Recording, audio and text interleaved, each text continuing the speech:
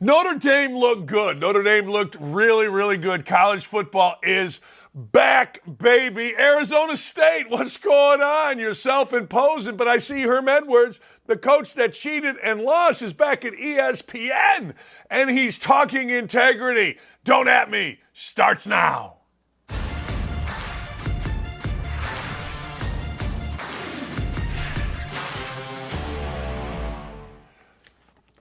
Hey, good morning. Happy Monday to you. Don't at me. Dan Dakich and a cast of characters. We got a great show for you. But here's the deal. Notre Dame looked really, really good. Like, I'm not going to tell you that their star running back looked good against a lesser team. I get all that, but that's not what I'm talking about. What I'm talking about is not Sam Hartman throwing touchdown passes. There was something as I was watching this team, it looked cleaned up. I used to tell my teams, hey, look, do yourself a favor. Go in the bathroom, get some toilet paper, and wipe yourself. Wipe yourself. Clean up here. We're playing bad. We're throwing the ball away. We got to clean ourselves up here, and that's what Notre Dame looked like to me. Now, are they national champions? Sure. Let's just say they're national champions. Is Navy the best team in the world? Absolutely. And Notre Dame just thumped them. Of course, we don't know, but of course we have to hyperbolize Notre Dame, but hey, they look good. I thought Sam Hartman looked really good. And oh, by the way, went to dinner on Saturday night with another couple.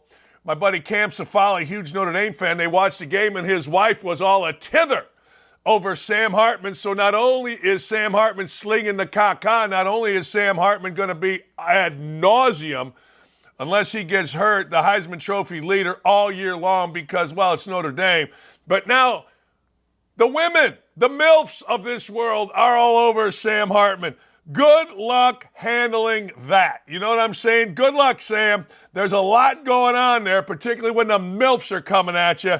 But hey, as we all know, such is the burden of being a Notre Dame quarterback. And last thing on Notre Dame, the line was 20.5. I'm looking it up right here. You know what Double D did? Double D took him, gave the 20.5, and won it going away. Next thing you know, this, ladies and gentlemen, is going to be a record year. We are $100 up. We're going to keep a chart of our college football gambling, not from a wins and losses perspective.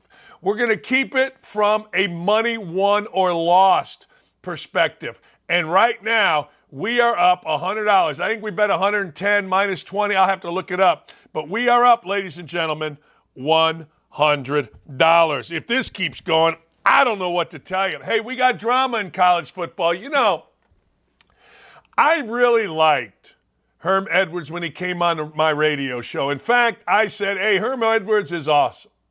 I think that's a tweet for me. Some people have been bringing it up. Of course I put that out. Yeah.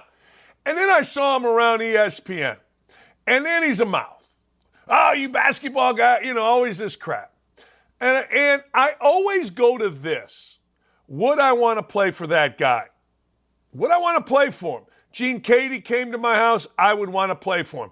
Bob Knight came to my house, I wanted to play for him. Norm Slow, national champion, coach North Carolina State. He was at Florida, came to my house to recruit me. I want to play for him. I'm like, yeah, that dude's full of crap. I'm going to go down there and play with a bunch of idiots. Well, I played against him, had 23 and 10, and I had to play against Vernon Maxwell, Mad Max, who was completely insane. So I always go to who would I want to play for. Well, I'm sitting there, and I'm looking at Herm Edwards. Not a chance. And then he gets hired at Arizona State, and Herm Edwards is going to save the world at Arizona State. They were going to use a professional model. Only problem was Herm Edwards couldn't coach blind turkeys to take a dump. He could. He was awful. He was Herm Edwards. He wasn't a grinder. I'll get the grinders in a minute. Team stunk. Long story short, while they were stinking, they were cheating. Yeah, that's right. They were cheating. Impermissible benefits, showing up at times when you weren't allowed to, recruiting, having practices during COVID, all the crap that insecure jackasses do. So here's what happened, and you won't hear this anywhere else. At least you won't hear this from ESPN. So here's what happened. So Herm Edwards says, all right, well, I'm fired. They lose to Eastern Michigan. He's fired on the field as he's walking off. Good for the AD. Bad for the AD that hired him. Good for the AD that fired him. Fast forward. Cheating. Cheating like a crazy person. Still bad, but cheating. So Edwards then, I'm gone. My bullshit will play at ESPN. Yeah, I'll just go back there and talk about integrity and character like it never happened. And none of Mr. White folks and the other African Americans and the women at ESPN have the stones to say, wait a second, what are we doing here? This guy just cheated his brains out. Just cheated his brains out and was horse bleep at it. Because he lost, he got caught. That's the epitome of being horse shit at cheating. If you're going to cheat, win. Win big. You'll always get another job. If you're going to rob a bank, like I tell my kids, don't do it for $10. Do it for millions. Don't mess around with $10. Are you nuts? So Edwards now is back. And oh, by the way, on the Monday Countdown Show, what do these three guys have in common? Booger McFarland, Herm Edwards, and Michael Eaves. You may not know who Michael Eaves is. First, they're all African American, but that's not it. Second, they're horrible. They're horrible on TV. Edwards actually isn't bad on TV, and I like Booger as a human being. Eaves is a self-promoter. Eaves is the only reason that Michael Eaves has these jobs is diversity. In terms of is he any good, he's horrible. He's awful. I treat people based on the content and their character and the job they do, not the color of their skin, period. Anyway, what hypocrisy. You won't see none of this from anybody at ESPN. Where is Heather Dinich? Where is Laura Rutledge? Hey, Sirius XM Radio, Nicole Arbaugh, Pete Thamel. Where are you guys that are these insiders in college football? Yeah, you're hiding. I can't criticize him. He's African American. We love her. Yeah, we love her. Hi, I'm Nicole. I love her. Yeah, all right. Good for you. You guys suck. You guys have no stones. You want to know why college football's a mess? That's one of the reasons. I'll get into why college football's a mess in a minute. All right, Swamp Kings. Talked to Urban yesterday, trying to get him on the show. He's laying low right now. But I got to tell you, Swamp Kings is awesome. You can say whatever you want. I've watched 2 episodes. If I were coaching, I would have the workout videos on a loop in my weight room, in my building, in my locker room. I'll be like, all right, hold on. You guys want to win a national championship?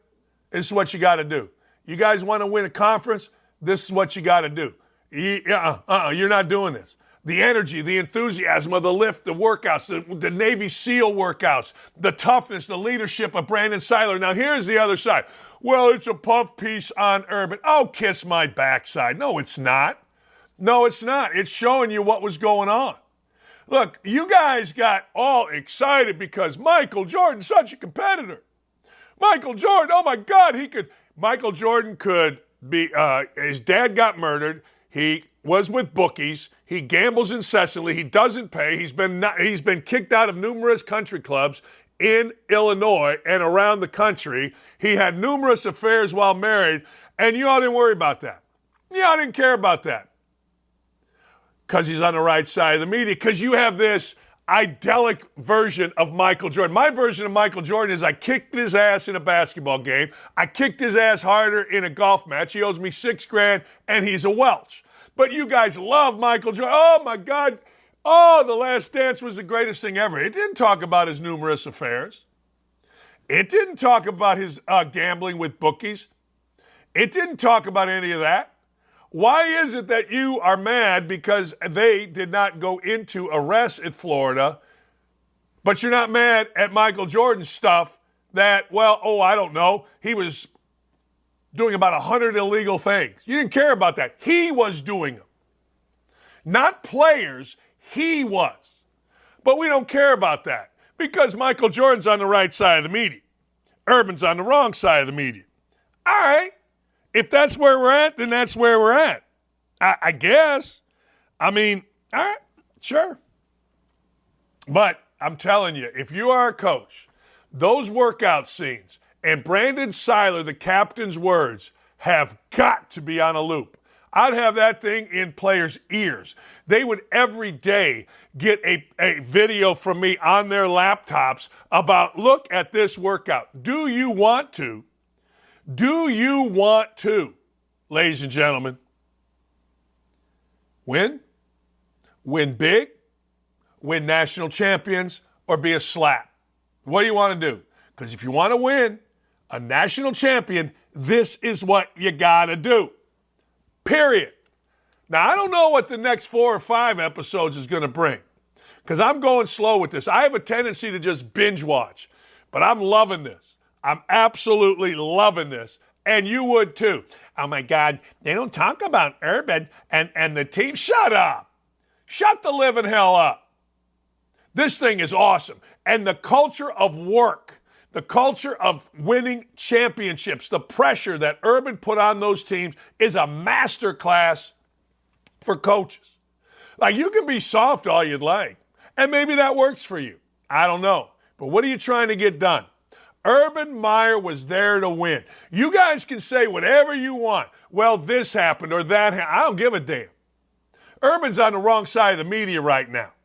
So you're going to bitch about everything. And the media's going to too, because he's on the wrong side. But the truth of the matter is, he was there to do one thing when he wasn't there to graduate anybody, even though he did. He wasn't there to make better men, even though he did. He was there to win. Period. Wasn't there to raise money, even though he did. And damn did he win. But there were players arrested. So the hell what? You guys don't seem too concerned with Georgia having deaths. Having an idiot woman recruiting coordinator. Look, we all know what that means. We can't say it. Drunk with some player in a car at 2 a.m. What were they doing? Why were they together? I don't know.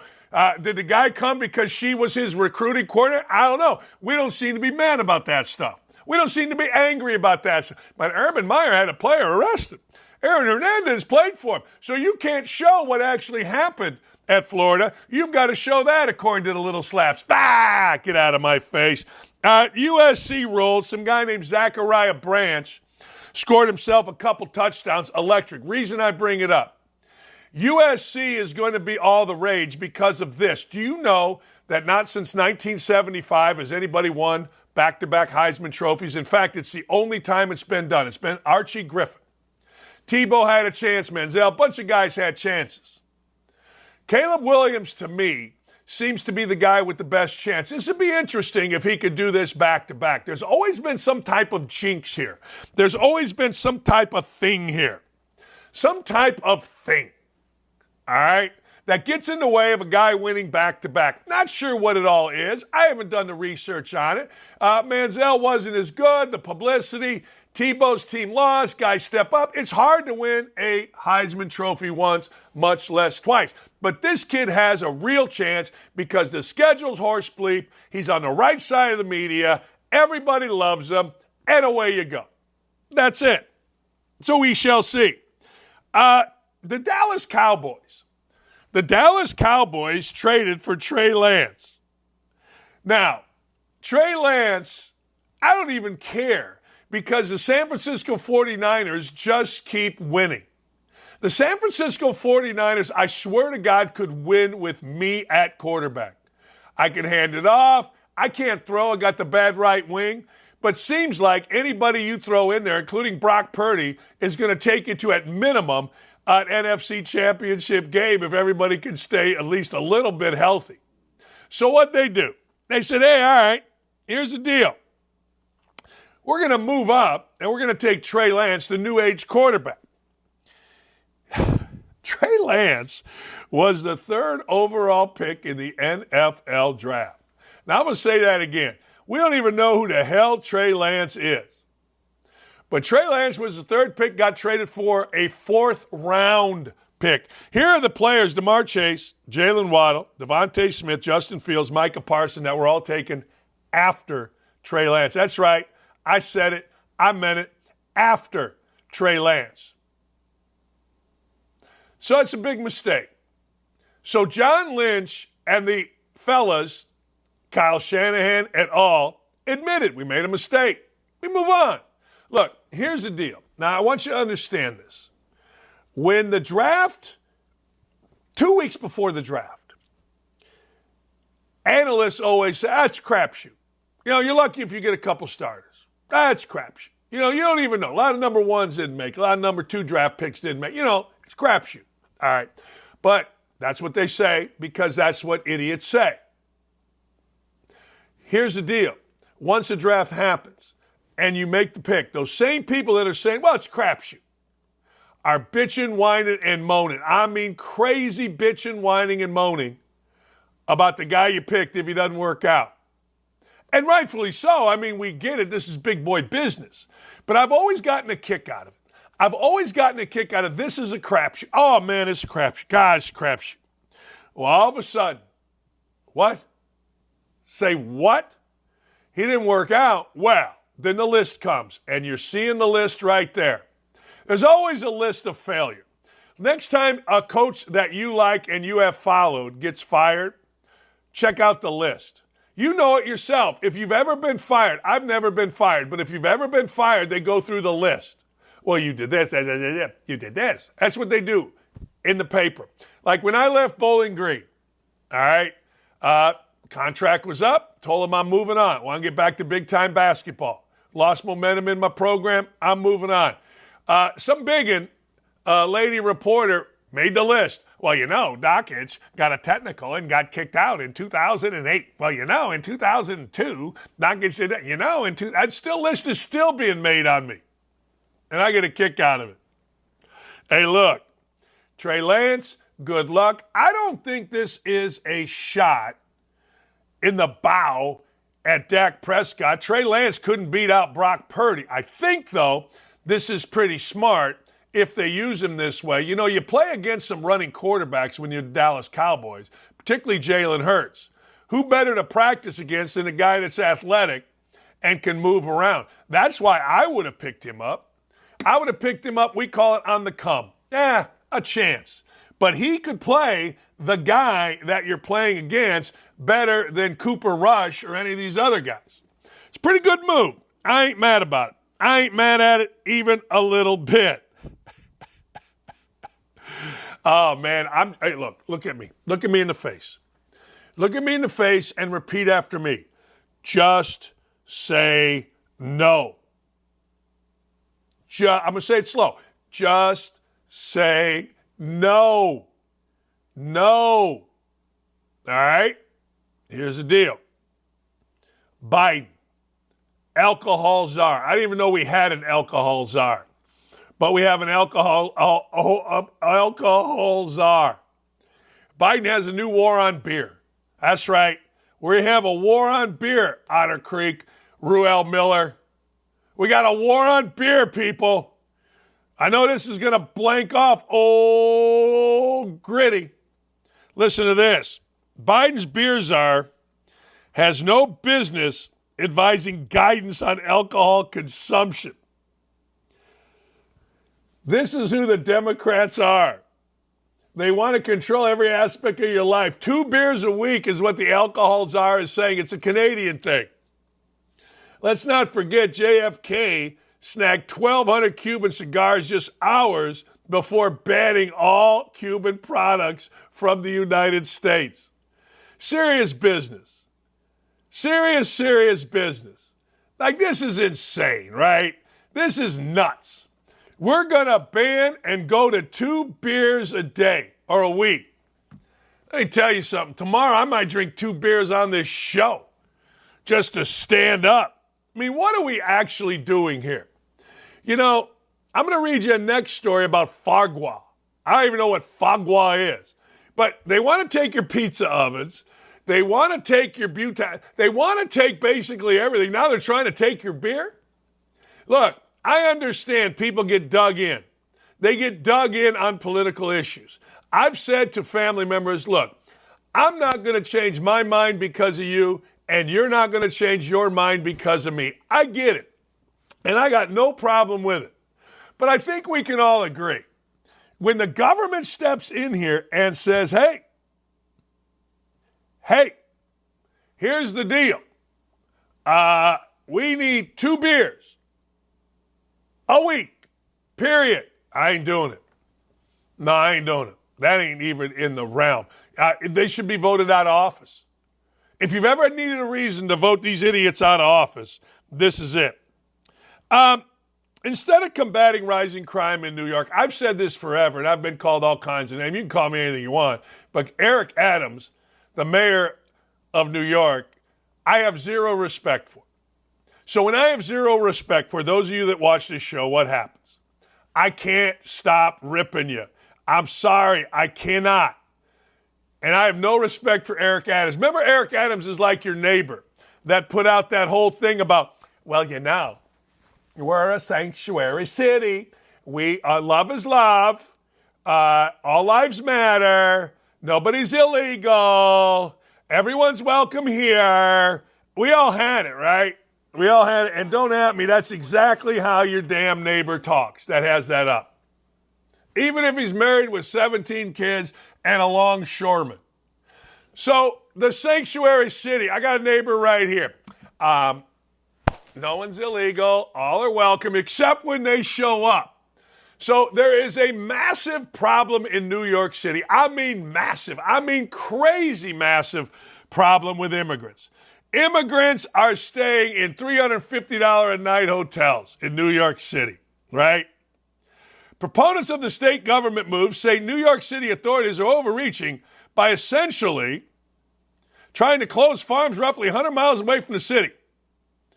Advocates, however, argue New York City should be free to regulate itself. All right. Well, yeah, I don't know. Everybody's mad at everything except for the stuff that's really important. And I don't even understand what Fagua is. What is Fagua? Anybody that know? They're trying to ban Fagua over animal rights complaints. And this isn't only the world's dumbest human being, Eric Adams. No, he's second. Brandon Johnson, the mayor of Chicago, is the dumbest human being alive. I'll get to him in a minute. But I got to tell you, the Adams administration is sought to enforce a ban on Fagua over animal rights complaint, as producing the fatty liver requires force-feeding ducks at specialty farms elsewhere in the state. Yeah. Bill de Blasio, he, I believe, of the weird stuff sexually, had first signed the ban in 19, and it was scheduled to take effect. The new lady, Hochul, who's the governor, said that the stepped in, ordered the city not to enforce the ban. Well, good for you. But this guy Adams, because like 10 people showed up and said, well, we're feeding ducks. So what? I eat duck. Duck à l'orange. Jesus. The stuff we worry about. Hey, Eric, let me tell you something. You got to fix your crime problem, Eric. You got to quit being just a stand-up diversity hire and be an actual dude. Seriously. You got to be an actual dude. It's time, Eric. I mean, we get it. We understand, Eric. But damn. Hey, the blind side is the gift that keeps on giving. This stuff won't stop. Raise your hand if you're tired of hearing about these people, including Michael Oher. You ready? Listen to this. Ready? Michael Oher and the producers divulged how much money Michael Oher and the Tuohy family actually made on the film.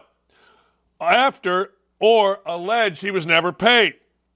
This is from the producers. This is from a guy named Broderick Johnson and Andrew Kozva in People magazine, which, let me tell you something, if it's in People magazine, it works. The deal was consistent with the marketplace at that time for the rights of relatively unknown individuals. Therefore, it did not include a significant payout in the event of the film's success. As a result, the notion that the Tuohys were paid millions of dollars by Alcorn to the detriment of Michael Oher is false. Michael Oher is just shaking it down, baby. Good for you, M.O. The money must have run out. You're selling a book. You see cap money. You got white people that you can dislike. Of course, your deadbeat father wasn't around, and your crackhead mother, they're not the problem. It's the white family. The white family that didn't cut you in right on the business deals. They're the real problem. Not the daddy that wasn't around or the crackhead mom that abandoned you. Nah, they're good. I'm going to sue Whitey. It's what we do. It's easy. It is. Just stop it, stupid. Just stop it. I've had enough of you, Michael Oher. And when I've had enough of you, I'm just telling you, the world has had enough of you. Don't believe everything you read. Don't believe everything you read. Apparently, there's a fake rumor going around that Steve Harvey's wife rumored to have cheated on him with his bodyguard and personal chef. Now, was it a threesome? If it was, we got video. It's kind of hot. Look, I don't buy any of it. It's being dispelled. Don't get after me. I don't want to hear it. I'm tired of all these cheating things on celebrity. Let's get to who's really cheating out there. Let's get to Barack Obama. Who's he cheating with? Let's get to politicians. Let's get to different. Who's cheating with who? Who's zooming who? I could tell you stories about little ESPN female reporters and who they were cheating with. I can give you that action. But I'm too much of a gentleman.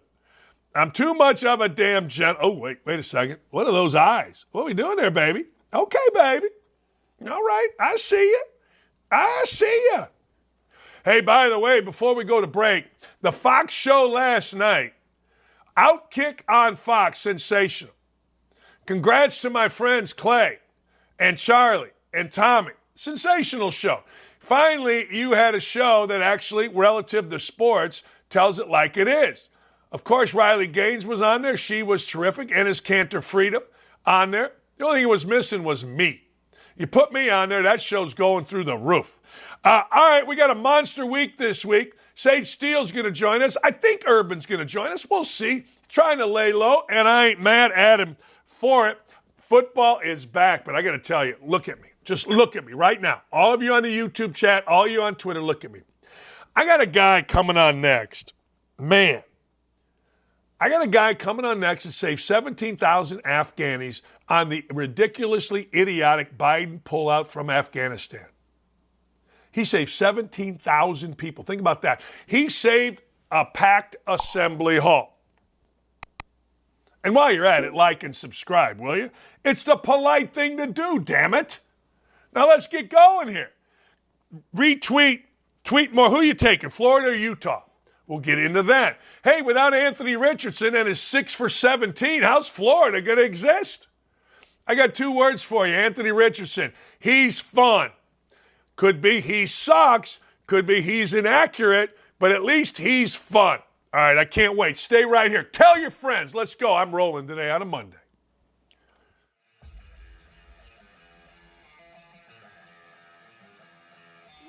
Welcome into OutKick, the show.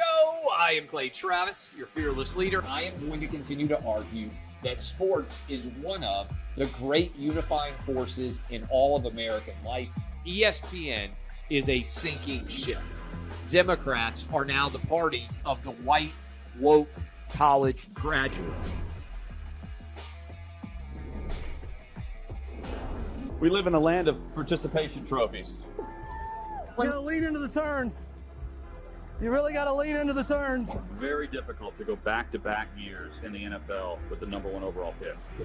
Is it fair for people to be upset with Harm? I've been out of LA long enough to have forgotten that libs, no matter how ridiculous a scenario, are gonna live. What have you seen firsthand of how this has affected you in the plant and your fellow employees? Under Joe Biden, the Taliban has retaken Afghanistan. Putin has invaded Ukraine. So if there was ever a time for freaking aliens to inhabit and conquer Earth, now would be that time. Man, the level of stupid that sometimes gets on our YouTube chat just gives me a headache. You're born a male, play with males. You're born a female, play with females. Don't at me about it. The American people are being cheated. We, ladies and gentlemen, are being cheated. There's no doubt in my mind he could have caught the ball in his back pocket if he'd been running. Blowing a lead and losing a game is 100 times more lasting and painful in some clubhouses than losing the game 15-0. And we were able to see you guys on the ground with your son supporting. That was huge. They were saying, oh, it's only 1 or 2. That's rubbish, and we all know that's rubbish. Once those trans-identifying males were able to succeed, it just encouraged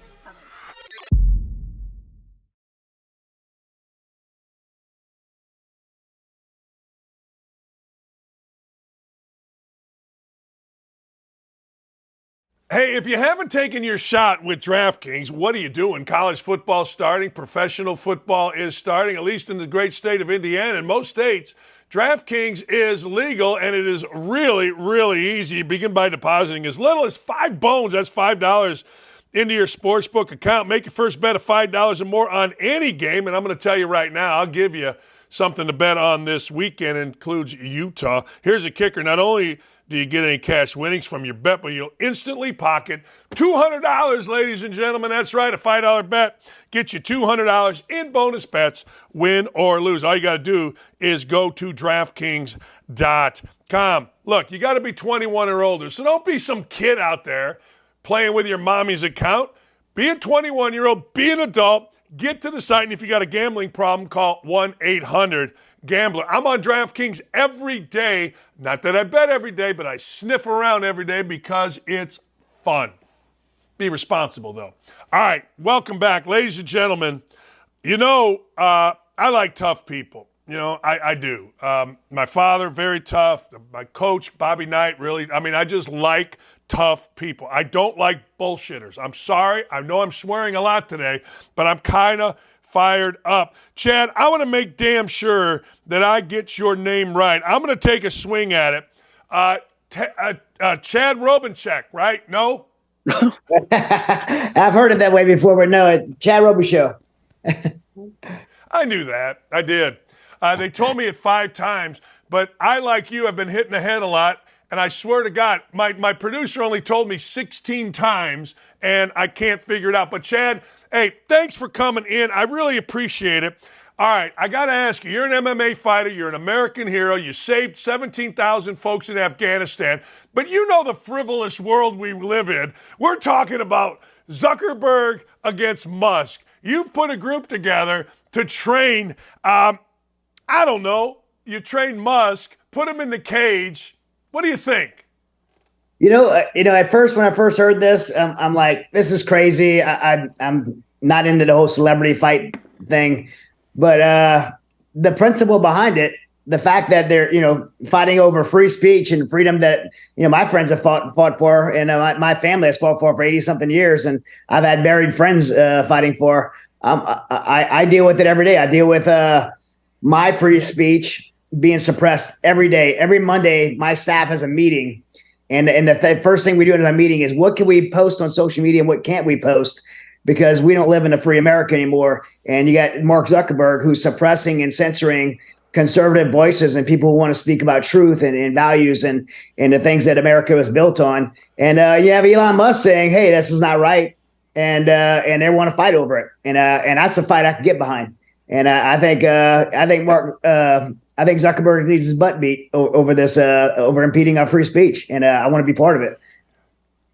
But Zuckerberg is trained, I believe, in jiu-jitsu, so yes. Musk needs to get himself in shape because, look, I've always said there's no dignity in getting your ass kicked. There just isn't. There's none, right? Well, no, but I do applaud Musk for saying, hey, I may lose, but I'm going to fight. Hey, if a bully on the playground, he might win the fight, but if he gets punched in the nose and gets scuffed up, he may think twice. And I personally, I don't think this fight will ever happen. But I kind of wish it would, because Zuckerberg needs to know that, and see the people like the group that we put together coming together and saying, this is not okay. We're not okay with you impeding on our free speech. And if this does happen, like you said, Zuckerberg has been training in Brazilian Jiu-Jitsu for quite some time. He is in shape. He is 10 years younger. So Elon Musk has the odds stacked against him. And that's why we said, hey, if he's going to do this, let's put together a team of some of the best trainers in the world to train him. And so my coach, I'm trained. I'm a 4th degree Brazilian Jiu-Jitsu black belt directly under Carlson Gracie Jr., who's the Prince of Jiu-Jitsu, the grandson of the founding of Jiu-Jitsu. He's my trainer. He's on board, so he'd be trained right from the Gracie family. I have 20 professional MMA fights, 18-2 as a professional MMA fighter, and been doing martial arts my whole life. Nate Marquette, as a top UFC fighter. Alex Morano. We have Quentin Rampage Jackson, who was the Ultimate Fighter, the tough Ultimate Fighter show coach, and huge name in MMA. We have so many great people that are willing to do this. Thomas Cronin, multiple-time world champion, teammate of mine. Jared Chafee, who's one of my training partners. A lot of people want to come in and help Elon Musk to beat him. In addition, I have BioAccelerator, who's the CEO there, Eric Scoffers in Colombia, who does all the stem cell treatment for the UFC fighters and does mine as well. I fly down to Medellin, Colombia, and do that. They've offered to let Elon Musk come for free and red carpet treatment to get him 10 years younger through their stem cell treatment. So all kind of help is available there from Musk, and we want to be able to be there to support him to beat up Zuckerberg. Yeah, Zuckerberg just has a punchable face. And when you go through his history, my dad used to have this saying, and I picked it up. He just makes my ass tired. That's all. He just makes my ass tired. Yeah, he does have a punchable face, especially when he's a modern day Nazi and hiding behind Section 230 from Congress and they being allowed to do it. I mean, he's it's atrocious what he's allowed to do, and not just to mention suppressing free speech, but what that results in election interference for the leader of the free world. I mean, anybody who wants to have a rational conversation about election interference has to acknowledge the fact that Mark Zuckerberg impacted the election of the president of the United States through his platforms, and in an illegal way, by the way, not just hiding under Section 230. Not only that, but he's ruined everyday American businesses. I mean, I know people personally. I know a Korean immigrant who has a hair salon, who's a son of a CIA agent, who has been her page has been shut down, and she lost her hair salon business because her son made a conservative post. I mean, they went after American business people and shut down their businesses through their platform, and so. That alone makes him punchable.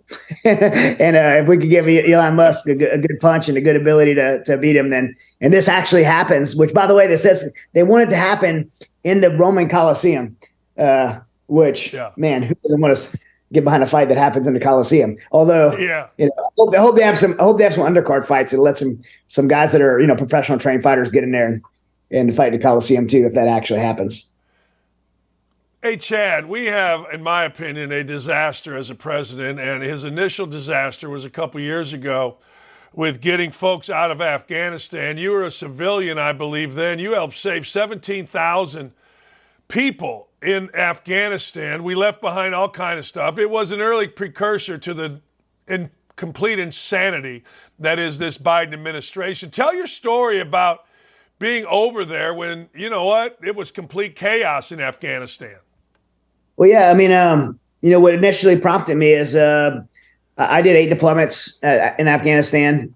I was a Force Recon Marine. I went over to JSOC Task Force and did 8 deployments as an AFO. And my job was a little unique in the fact that I worked more like an undercover capacity to go ahead of my unit to put my soldiers on target to capture or kill bad guys. And to work in that kind of capacity, you get teamed up with a local national, an Afghan.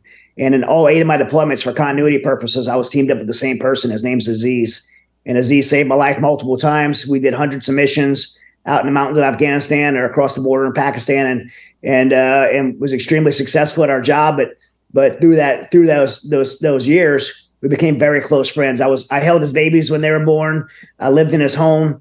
I love this man, his family, and we've been through a lot together. And when the withdrawal was announced by President Biden, and I knew he was going to surrender Afghanistan to the Taliban, I knew I had to get my friend. And so initially this started as me putting a team of special operations veterans together to go get Aziz, his wife, and his 6 kids.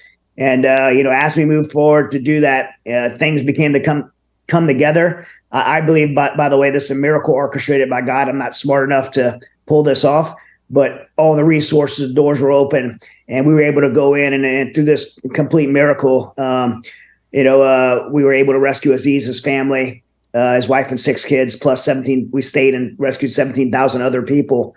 We had an amazing team on the ground at HK Airport during the evacuation. And then later, myself and a man named Dennis Price went to Tajikistan and swam across the Panjshir River in Afghanistan to build routes out for women and children. And it was an amazing thing to be part of. It's all captured. I have a book, Saving Aziz. It's being made in a motion picture film.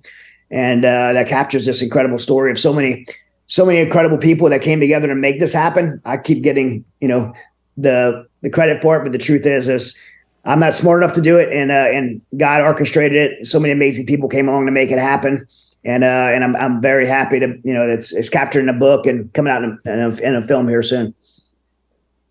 Chad, you just said that we surrendered Afghanistan to the Taliban, which is shocking given where Donald Trump and his policies pretty much had the Taliban under control, right? I mean, so now this guy comes in. I think, and I'd love for you to speak to this, and I guess this would be difficult for you to speak on because you're such a warrior and a patriot, but it to me seemed like it was an early example that the rest of the world doesn't respect the current president, Biden. It was a sign of weakness from his office, which permeated through. Am I off base on that?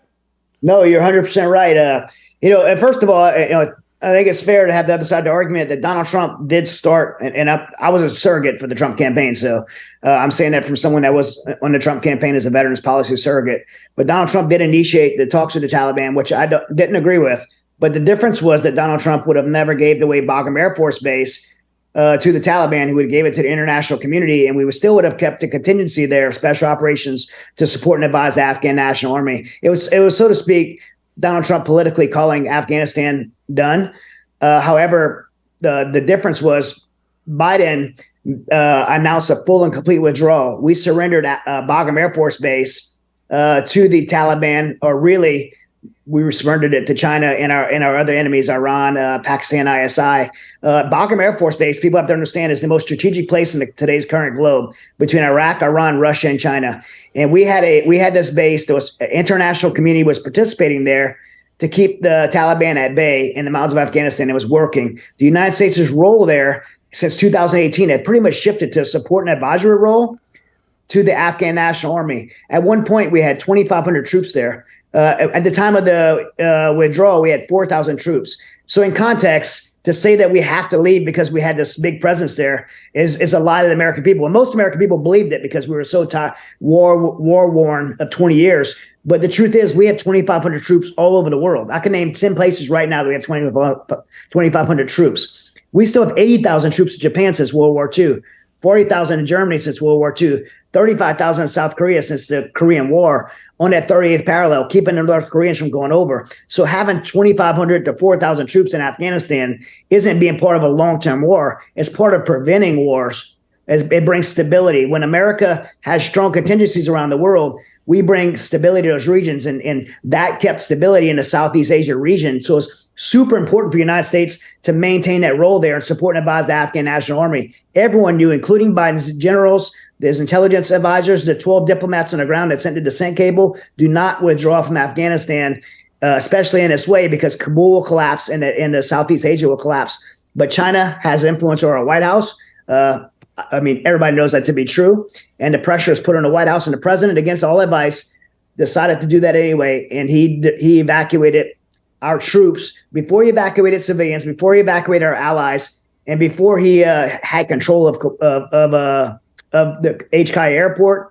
And by the way, our $85 billion in equipment. It created a complete catastrophe that cost 13 service members our lives. We left Americans there abandoned. We left our allies there abandoned.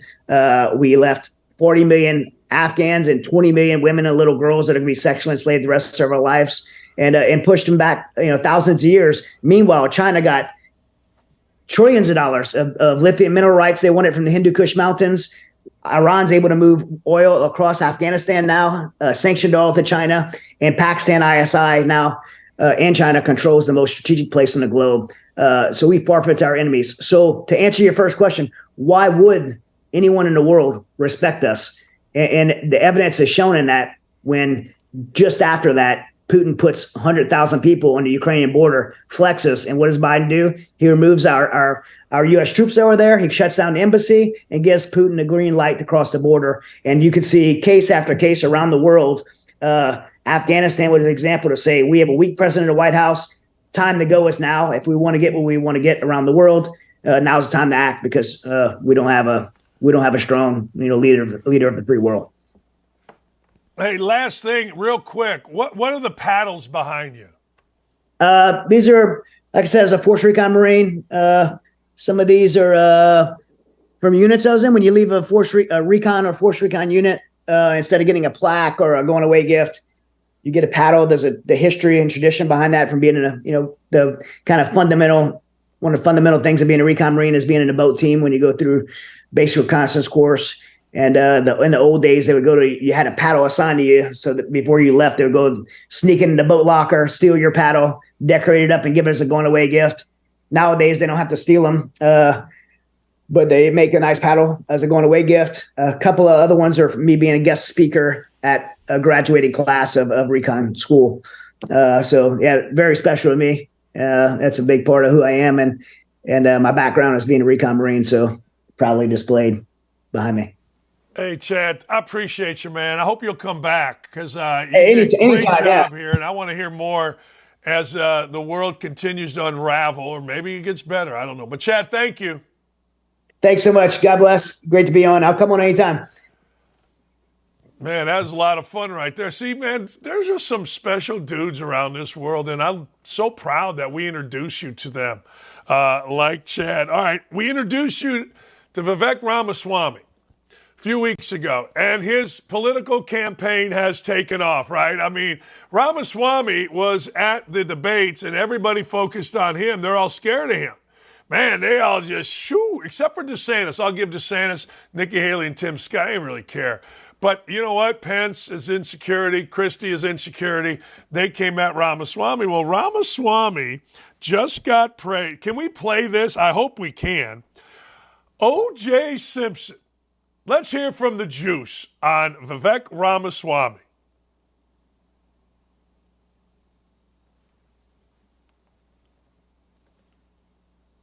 Why not? Well, O.J. Simpson, he came out and he's like, yeah, I got his book. I'm only 30% in the book, but I love what he was saying in the book. It's fresh. It's new. I honestly think that this guy untied that knot for whatever the reason. He has that associates with him and some of the other Republicans. If he just untied it, I don't even know. But Vivek Ramaswamy, he got, well, I hate to associate myself with this, but you know what? Me and the juice combined. I don't know what to say. I don't. I'm just shocked. I'm stunned. If the juice endorses you, let me ask you this. Is it a good thing or is it a bad thing? Let me just ask you that question. Is it a good thing? Hey, O.J. Simpson came out and said, I like that guy. I think it is a neutral thing. I think people are so like, yeah, well, I don't give a rat's about O.J. Simpson. Yeah, I don't give a damn if the juice is doing that. I don't care. Yeah. Yeah, okay, good. But damn, the juice is on the loose. He also shouted out Nikki Haley. Last night, I was surprised by Nikki Haley. She showed a little fire. For the most part, I agree with just about everything she said, so I think she won. There you go, Juice. You know, the Juice used to be looked at as this iconic figure. In fact, to this day in an airport, and guys my age will understand this, when you see somebody running in the airport, I always go, run, OJ, run. Run, OJ, run. But you can't really say that now because I guess then you're like, I don't know, like some kind of supporter of a murderer. But I will say this. I will say, and I was reading Amber Harding's column on this, I will say that Vivek Ramaswamy is somebody to be taken seriously. I will. And if you pay attention to Vivek Ramaswamy, you know what? You will take him seriously. if you pay attention. Or you can just do what like Mike Pence says. We can't have a rookie. All right. I mean, we got a 38, 46, 55, whatever year Joe Biden in there. How's that going for us? I don't know. The last rookie we had in there, I don't know. Last rookie we had looked like to me was pretty good, Donald Trump. Van Pasterman says, hey, is OJ going to vote? He might get one in the mail. I'm sure he will. I'll probably get 3. Dave Renard with the line of the day says, OJ taking a stab at politics. Let's see. Oh, Dave Renard's on a roll now on the YouTube chat. He says that's a killer endorsement. All right. OJ would say, and this is from the resident pastor, I would not have killed Vivek if he slept with Nicole, but I didn't kill Ronald. Oh, man. Go, OJ, go. What else you guys got? Yeah, he was on his way to the Hertz counter. That's right. He had to get there. Go, OJ, go. Oh, my God. This guy says run, Forrest, run. Well, you might be a little younger than me, but 99% of the people that I know say the same thing. Go, OJ, go. Oh, man, I absolutely love. You got any more in here? YouTube chat? Anybody got any more? Because it's pretty damn good. Pretty good. When OJ speaks, we all must listen. All right, this is the dumbest thing you're ever going to hear. You ready? Get your pens and papers ready. Crime in Chicago, we all know about the murder rate, but I'm going to tell you the truth because I see both sides. I was in Chicago last Wednesday, and it was awesome. I didn't feel unsafe. Now, I know we're going to have to listen to all of the different statistics, and I know I was in the, I guess, rich, let's just say, I guess, white area. I don't know. I saw a lot of African Americans. I don't know. I was at Comiskey Park where they just had a shooting yesterday or 2 days ago after a rap concert was canceled in the park. We'll get to that in a minute.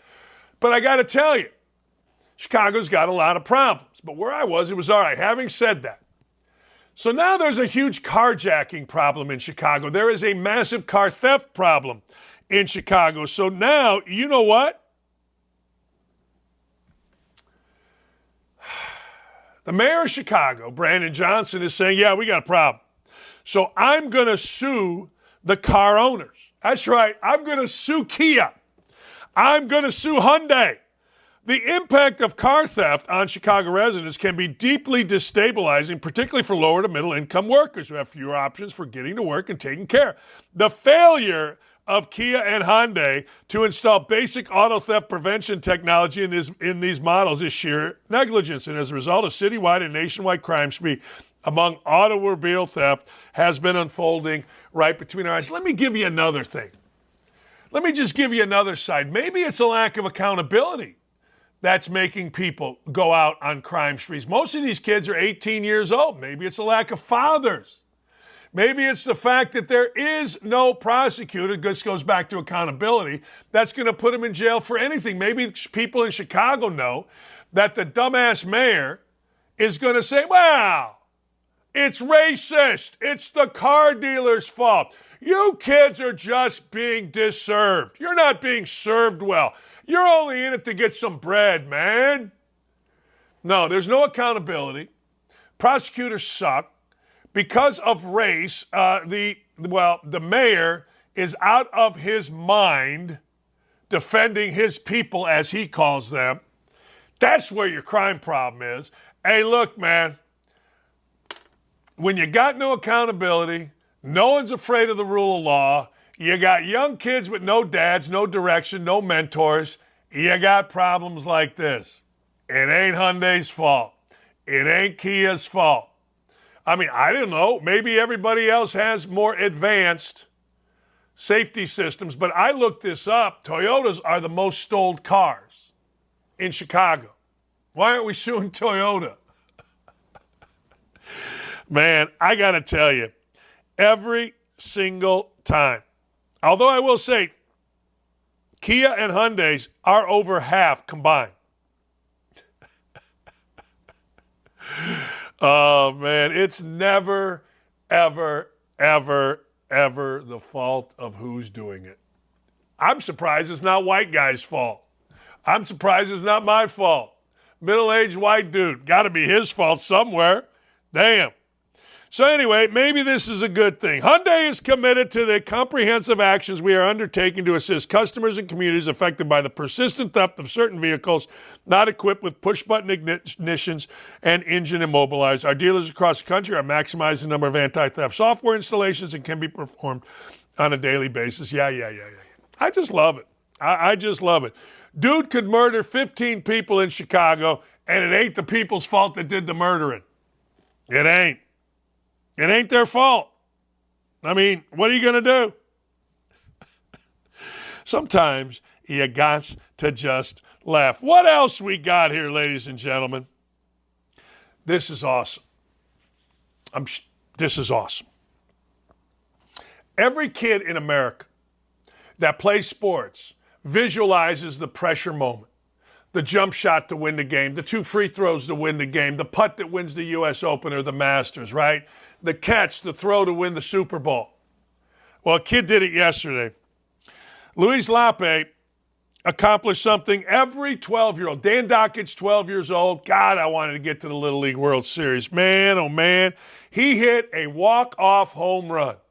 He hit a walk-off home run to beat Curacao to win the Little League World Series for California and, in essence, the United States. How awesome is that? Dude hit it, walked it off, he crushed it. The world is a happier place, and that kid forever. I'm guessing because we see this all the time, whether it's our buddy Todd Frazier, Cody Bellinger, Bryce Harper, we see forever. I got to see his 13-year-olds. I got to see all kind of guys. Well, you know what? I got to tell you. That, ladies and gentlemen, will stay with that kid forever, and I hope we see him in the big leagues. I do. I hope so. I think it's awesome. That kind of stuff I love. All right, ladies and gentlemen, Burgess Owens, the great congressman from the great state of Utah, former NFL player. He, ladies and gentlemen, gave Donald Trump an endorsement. He gave him an endorsement. Think about that. I love Burgess Owens because he thinks for himself, and he's a real dude. He's not some fake dude. He's not some freaking lawmaker from Omaha, Nebraska going at Riley Gaines. I mean, what are we doing? Jeez, I can't wait to talk to Burgess Owens. Love talking to the man. Be right back. Burgess Owens, hey, get to the YouTube chat. Get in there, scrap it around, see if I mention you. Let's go. Richmond, north of Richmond, is dominating the charts, even knocking Taylor Swift off the top spot over the weekend, and the liberals are losing whatever part of their minds they have left over it. Liberal outlets are labeling the song and its writer and performer, Oliver Anthony, whose real name is Christopher Anthony Lunsford, as right-wing and divisive, not because he is, but because they can't stand the fact that an average working-class white man wrote a song that strikes to the core of what they are all about: greed, elitism, and arrogance. Let's take a look at these so-called right-wing lyrics, shall we? That's right-wing? Really? Because hasn't the Democratic Party been claiming to be the party of the working man since its inception? It's right-wing to talk about working your ass off for little pay. It's right-wing to talk about the collapsing value of the dollar and how the man, aka the government, wants full control. That's right-wing these days, huh? Or maybe it's this part that's got him all riled up. The part where he sings about minors on an island. Maybe that hits a little too close to home for Democrats and their enablers in the media. Telling, isn't it? And P.S., is it right for hardworking folks to bust their asses so some who don't feel they need to do jack can live off the system and eat junk food all day? Welfare is for those who need a helping hand, not a little Debbie on the couch watching The View. Sorry.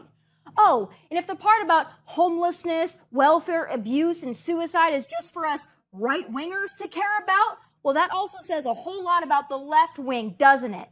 These elitists who are turning their noses up at this song don't like this song because, quite frankly, they don't like or care about the people this song is about or the people from all walks of life this song resonates with.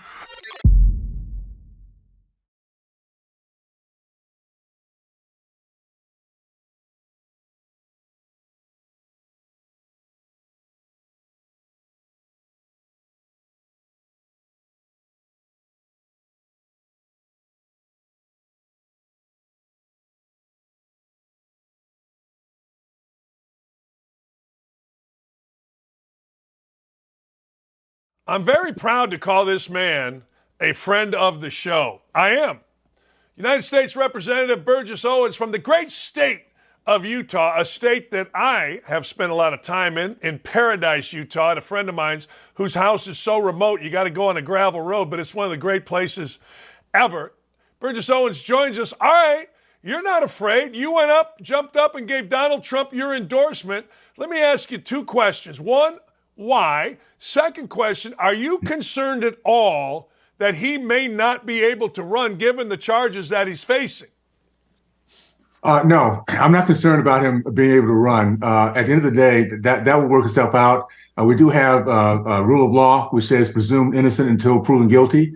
And it's going to take a long time for the other side to do the damage that they're trying to do. Why Trump? Very simply, I was one of those guys who just wasn't really sure when he first got the nomination. I didn't know if I could be able to vote or not until I read in October of 2016 the New Deal for urban America. It was a promise that candidate Trump had made to the Black community that I had never seen before.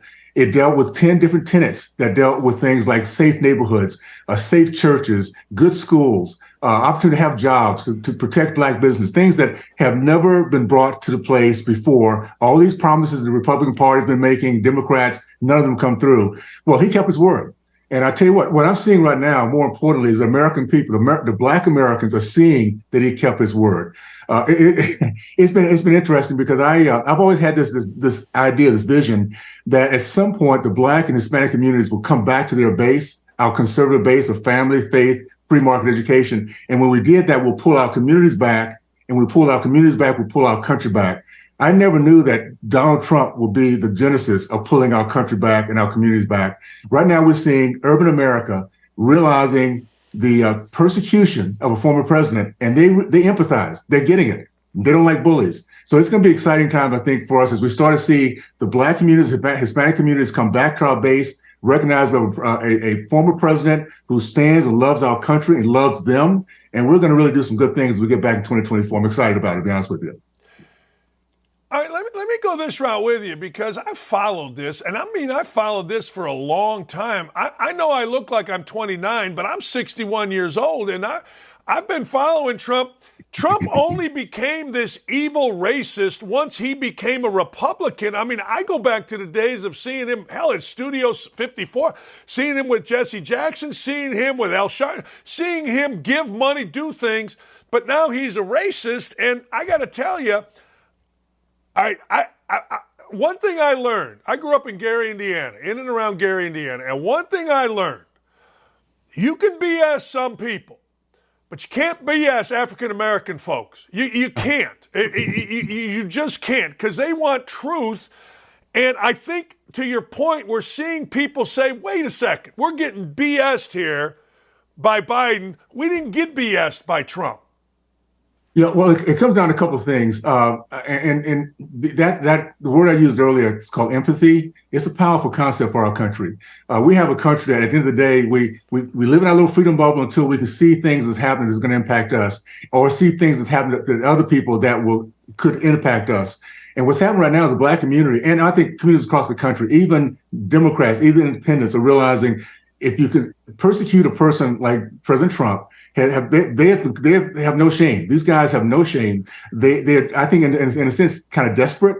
And when people start seeing that, they begin to, and it's in our DNA, to stand up for those who are being persecuted. It's kind of who we are. And what's happened with the Black community, once they make that switch, like I did back in the 70s, Once you make the switch, you're over. You're done with it. And once you understand that these guys, the Democratic Party, is about destruction, is bullying, is intimidation. That's how they grow and how they go. And at this point, we're seeing it full-fledged with a president that has really stood up and had done very, very well for the Black community and really for all communities when he was in office. Let me ask you this, because I'm not necessarily sure. It used to be if two guys in a bar told you it was the truth.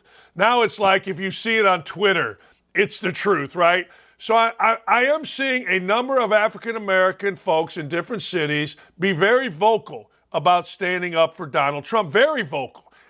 Is it different this time than it was going back to the election a couple years ago in the African-American community? It is different because we now have contrast.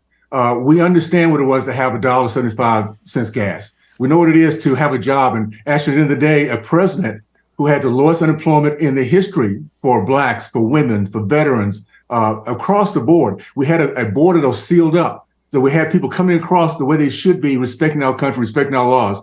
Everything that Biden has done has turned things upside down. I've never seen a president who's been so capable of doing anti-American policies in such a short period of time.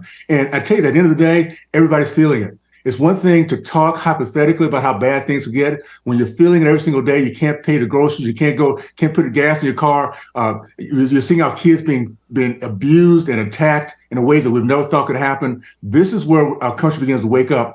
And I tell you, President Trump has proven that he loves our nation, that he can stand up against the bullies, and he gets respect day one. When he goes in office, day one, from enemies and friends, he'll have that respect. And that's what a country is thriving for in so many ways, no matter what our background is. By the way, let me just say this. What he did was put together policies, American policies, not Black policies, not Hispanic policies, American policies that work for everyone. And that's why we have so many business owners growing like they were, people feeling free and safe in their communities. All those things were happening, even as they were going after him in unbelievable ways as he went through his presidency. Well, that's what I was going to say. I mean, I thought his policies, at least from my perspective, worked for everyone. I also feel the contrast that you're talking about. Look, going back to the initial move that Biden made, which was a disastrous pullout in Afghanistan, and we just had a guy that was involved in it on earlier. Barack Obama's statement about never underestimate the ability of Joe Biden to F things up certainly rings true when you contrast it to what Trump was doing. Well, there's no question. I don't think anyone could point to one policy, one action that he's done to show that he loves our country and loves people. He's absent. He's drifting. I think it's getting worse. So the question is, who's behind the scenes? Who's actually putting these policies together that puts our country at the threats that they have right now? And at the end of the day, I also look at the complacency, the media, what they've done to be part of this process of hiding what he's done. At some point, they're going to have to pay a price too. People will begin to turn off the TV when you realize you've been lied to. And the media has been an unbelievable in terms of how they have protected, provided for this guy and gone after our side, the conservatives, in a way that it's been totally unfair. Do you did anybody stand out to you in the GOP debate last week? I watched it. Not really. I mean, it was. I wanted to make sure I had a chance to hear from all sides. At the end of the day, there's only one person that can literally, from day one, step in office, and our American people will know that we're in good shape. I tell you what I'm excited about is that now President Trump understands exactly how these guys operate. He'll come in, he'll start cleaning things up. The deep state can no longer hide from him. He will not come in and have a couple of years of just trying to figure out where things are. He'll put the right kind of people in place in the very beginning, and we can start to really get back our country. For the layers of bureaucracy and power they've been adding up for many, many decades, we can begin to strip that stuff away. So all we're asking for the American people, we want to get our country back quickly. Give us a strong, hefty House, a Senate majority, and a President Trump. And I'll tell you what, in 2024, 2025, our country will truly be working to become great again in so many ways. And across the board, no matter what your background is, whatever your difference might be, we're going to start coming together once again like America always does. You know, one of the things that whole Make America Great Again. You know, people have vilified it. They call you names if you support it, but that goes back to Ronald Reagan. Bill Clinton used that. And I got to tell you, I think now, and I'm curious your thoughts on this, because again of the policies of Biden and how much they have hurt all people, I think people might buy into the Make America Great Again because of that contrast. That saying may have legs now as opposed to just being something that people denigrate or dismiss. Think about this, and this is really the power of the hard left as they continue to repeat things over and over again. Here we are saying, make America great again. They have managed to make that something that people are afraid to say or afraid to repeat. Personally, I cannot wait for the opportunity to get on the plane again, put my MAGA hat on, and say, yes, I'm proud to be an American. I'm proud to stand up for our country. And like it or not, and that's what our country has to get back to. We have to stop being afraid. We have to stop being intimidated. Stand up for who we are. Stand up for our great country. Be bold. And I'll tell you what, that is the one thing that the hard left, the bullies do not like. They do not appreciate when you just stand up against them and say, I'm going to be who I am, and I'm not going to back down. And that's American in the greatest fashion. We have to get back to that. And I tell you what, we've been going through this series of the last couple of years of learning what fear looks like. And what they do is they take advantage of it. Let's not be fearful anymore, my friends. When you go back, you told me off air, you got basically a week recess over. You're going back to D.C. What will be the first thing that you and your constituents will be getting going on? What will you be doing first? We have a couple things that are very, very important. We have to make sure we're taking care of our the end of the year debt that we have. Make sure we're taking care of that. We also have impeachment inquiry that we'll be dealing with. I think that's time for us to have that conversation. And actually, at the end of the day, keep in mind, it's an inquiry that allows us to just get the information we need to do our due diligence, not an impeachment at this point. But it's very, very important that we get that done. So it's a very short period of time. We have a lot on the plate. And at this point, my hopes are that as we come together as a conference, that we be able to continue to keep the priorities we have, to keep our promises with our Americans out there. And I think we'll do a good job of that. So I'm looking forward to getting back and getting busy for sure. I want to make sure people understand this. You're not specifically saying we are impeaching. You are inquiring, which means, as you said, the gathering of information. I think when people hear impeachment, they immediately go to it. There's a process involved here to get to that point. Yes. That process is, by the way, something we did not see with the Democrats. So I want Americans out there who are frustrated, who think we should just dive in. Let's do it the right way. Let's do it the way the Constitution asks us to do it. And keep in mind who the jury truly is. It's the American people. It's not those that those of us who might feel very, very strongly about what Biden's doing. We understand what he's up to. The American people have to understand that. And you have to keep in mind, so many do not, because the media has shielded them from truth. So this inquiry will allow us, first of all, to cut to the chase. They can't slow roll this process anymore. And it's a very good way of, again, putting people in a place where they have to be honest, they're under oath, and they'll have to pay a price if they continue to hide, obfuscate, or whatever they might do to try to slow roll what we're doing now. So it's a very important one. And I'm hoping that between our two, the parts of our party, we can put that together and make that happen for sure. What's a time frame on inquiry to proceedings? That's a good question. I have no idea. This is all new to me. Just the idea of understanding the difference between impeachment and impeachment inquiry is something that I've come to understand now, and it's something very important. But we have a speaker that is very strategic. He hears from all the sides of our party, and he wants to make sure that we're giving the American people everything they need to do in the right way, where they can respect the process, and whatever decision we make in terms of impeachment, they will see, yes, you're right to do it one way or the other. That's what our goal is. So listen to this for the speaker. He'll kind of give us an idea how that works out once we get back. Hey, last thing before I let you go, I'm going to jump to the other side, okay? Is every candidate in your mind, and maybe we haven't heard enough, but you deal with this every day. You deal with the Democrats. You deal with the liberals. Is this an ideology, what Biden is doing? It doesn't really matter who you put in office. It's going to be the same ideology. Or is there somebody that you see as a Democrat and you go, all right, this guy can move into the middle. This guy's got a little common sense, or this gal has a common sense. Is there anybody on the other side that you think, all right, that might be interesting to hear the opinions, the programs, whatever it is that this person wants? That's going to be up to we the people. At the end of the day, we have Marxists running the show right now. We have folks who have no shame in terms of degrading our Constitution and bullying and intimidating our people. I'm disappointed that we don't have any Democrats to stand up against it. We have to have a nation that no matter what side of the aisle we sit on, when you have corruption, when you have destroying people's lives, that should be an empathy that every one of us have. So we, the people, in 2024, will have to bring together Democrats who care about their country first, not party.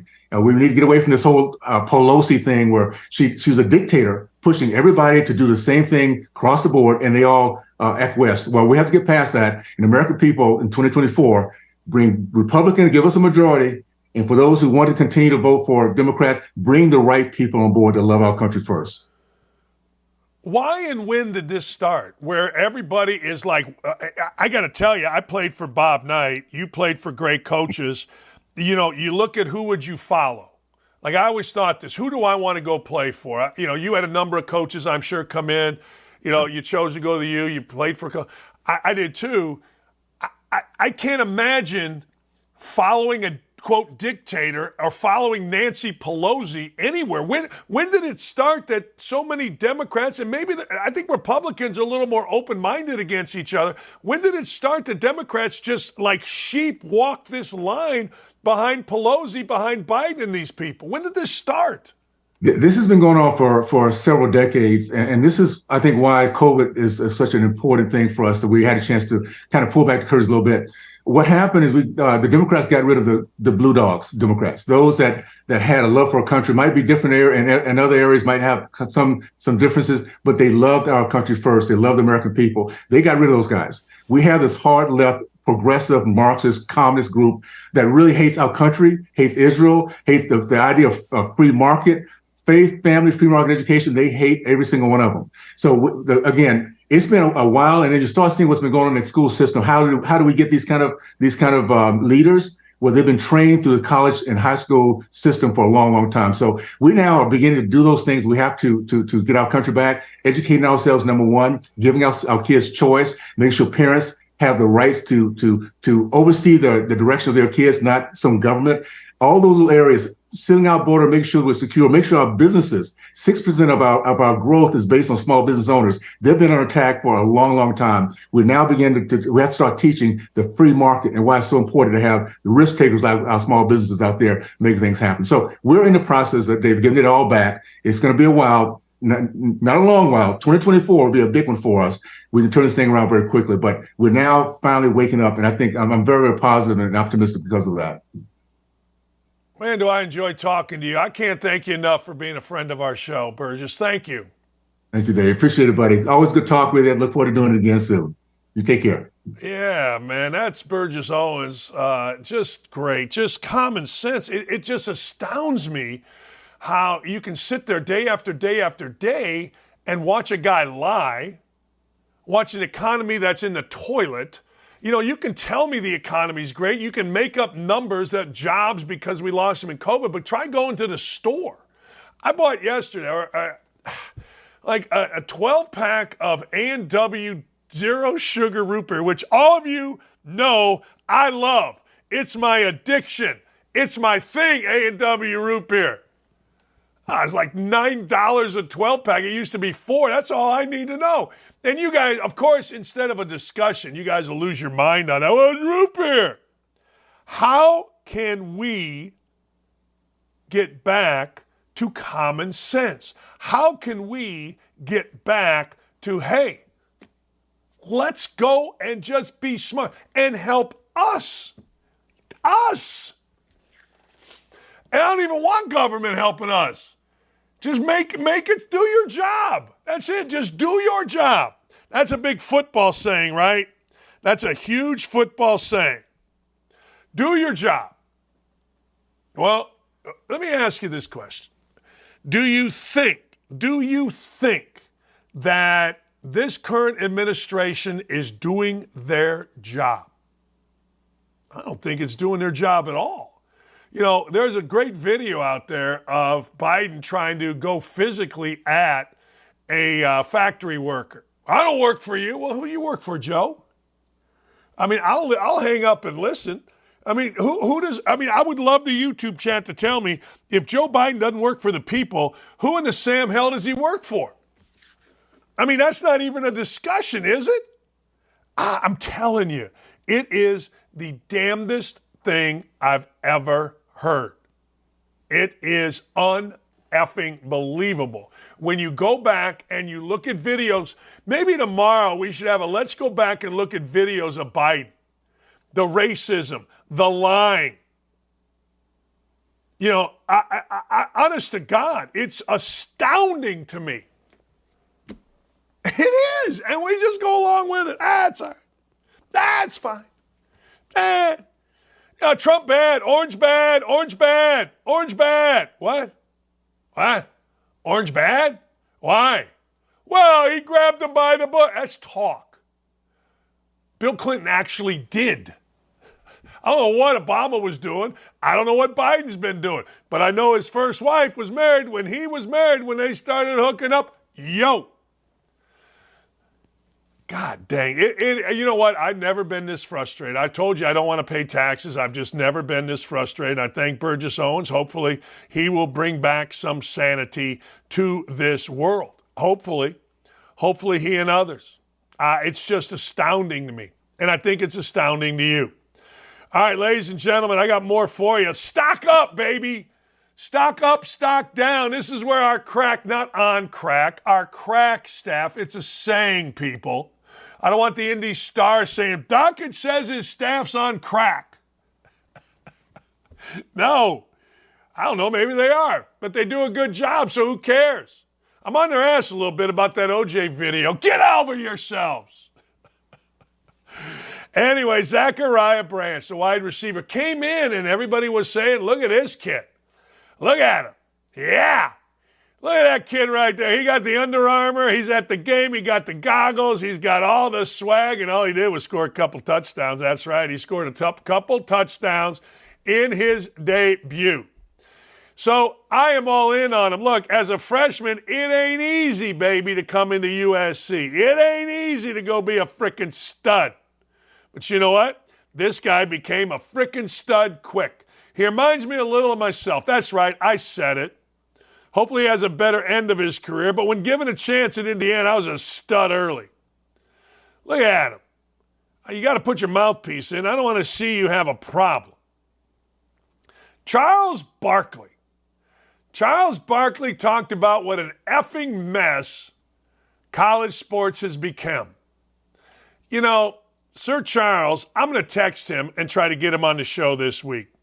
But I got to tell you, Sir Charles ain't wrong. In fact, Sir Charles is right. One of the things I like about Sir Charles is all the white dudes, Billis and all these white dudes are afraid to take him on. It's one of my favorite things. You know, other white dudes can say anything, and these guys, Doyle, Billis, all these guys will be all over him. But Charles Barkley says it, man, they're afraid because they know, number one, Charles has a bigger following than them, and number two, he just don't care. He don't care. But Charles Barkley's saying that college sports is a complete effing mess. He ain't wrong. College sports is a complete effing mess. And I thought yesterday, I think it was yesterday, Charles Barkley was talking to Rory McIlroy in the middle of the round. And he's like, hey, Rory, you got a bad back from throwing your daughter in the pool. Man, Barkley wasn't having none of it. And I love it. I do. I love it. How's your back? It's okay. You gotta get your speed up on one of these drives today. I think you're lying. See? But I can hit the ball up in the air. I got to keep it low. Barkley's not messing around. Barkley's saying, hey, it's the way it is. I love it when people tell the truth. I love it when people are unafraid. Like, college basketball's worse without me. I'll continue to say it. It's terrible. Nobody says anything. Get out there and say stuff. Get out there and be yourself. Get out there and have some satchel. Damn. All right, I already talked about him, but I love him. And by the way, Barkley's not wrong about college football, college basketball being a cesspool. El Segundo. That's right, El Segundo Little League, World Series champs. Now, I want you to think about that for a second. There's like 8 bazillion kids. I love Little League and the World Series so much that I wanted to take my son. In Bowling Green, they didn't have a Little League World Series. They weren't part of Little League. They had a great youth program. My friend Tim Dunn ran it as better than anything, and I'm glad Andrew stayed there. But I wanted him to have the opportunity to play in the Little League World Series because I just think every kid could. That's how much it means to me. But you see that kid right there? That kid did what every kid in the world wants to do. Luis Lappe of El Segundo hit a walk-off home run to win the Little League World Series. Now, the kid's about 6'8". That's all right. All these guys, ladies and gentlemen, every one of them has a stunt. Stock up, because that kid did what every single kid wants to do. Van Pasterman said he was Ted Kitchell or Randy Whitman in the damn driveway. I was always scoring over a guy named Wallace Bryant, who played in the NBA for a long time, played at Gary Roosevelt, or John Hegwood, who played for San Francisco when they were number 1 in the country, or Frankie Smith, who blocked shots like crazy man at the University of Arizona. He played at Emerson too. I was always trying to hit floaters, left-handed, scoop shots in my brain. They were a little older than me, and I only played against them in the summer. But those are the guys that I was like, oh, man, 3, 2, I got to hit it over Frank Smith. So everybody's done this, right? And these guys, this kid Lappe, he got a chance to do it for real, and I absolutely love it. I love it. I don't kind of like it. I love it. Period. It's great. Stock down. Michael Oher, I'm thinking I've had enough of you. The producers of The Blind Side have come out and said, hey, Michael Oher, nobody got paid that much because that is how movies are made. See, here's the deal. My nephew is a big-time agent, and he puts movie deals together. And the deal is simple.